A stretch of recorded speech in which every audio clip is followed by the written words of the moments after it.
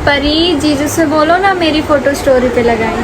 लगा लो ना जीजू, क्यों भाव खा रहे हो? दीदी इतनी प्यार से जो बोल रही है। देखो परी, हम भाव नहीं खाते हैं, तुम्हारी दीदी को खोने से डरते हैं, इसलिए स्टोरी नहीं लगाते हैं।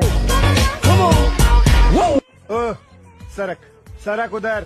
खैर ये सब छोड़ो, तुम्हारा और तुम्हारी दीदी का जो आवाज है वो इतना प्यारा क्यों है, चलो उसके पीछे का रहस्य बताते हैं। देखो परी, तुम्हारा और तुम्हारे जो दीदी का आवाज है वो इस पिच के कारण इतना मीठा है। जीजू, ये पिच क्या होता है?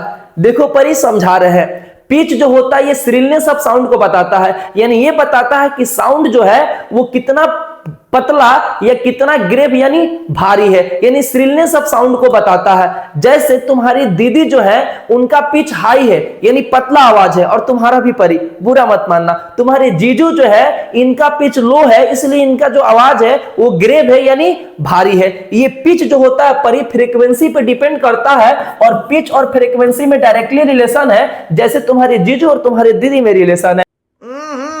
राजा जी, जितना ज्यादा फ्रीक्वेंसी होगा उतना पिच होगा, जितना ज्यादा पिच होगा उतना पतला आवाज निकलेगा, बिल्कुल तुम्हारे दीदी के जैसा। क्या बात कर रहे हैं? जैसे यहाँ पे देखो परी, ये तुम्हारा और तुम्हारे दीदी का फ्रीक्वेंसी है जो कि काफी हाई है, इसलिए पिच हाई है, इसलिए तुम लोग का आवाज प्यारा है। और तुम्हारे जीजू का देखो फ्रीक्वेंसी जो है ये बहुत कम है, इसलिए इनका पिच लो है, और इनका आवाज तुम सुन रही होगी बहुत ग्रेव और भारी है।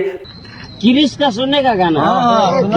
किरिश का। तो चलो परी, कमेंट करके बताओ कि तुम्हारे जीजू जो कंसेप्ट समझाए वो समझ में आया या नहीं आया। तब तक के लिए थैंक्स अ लॉट।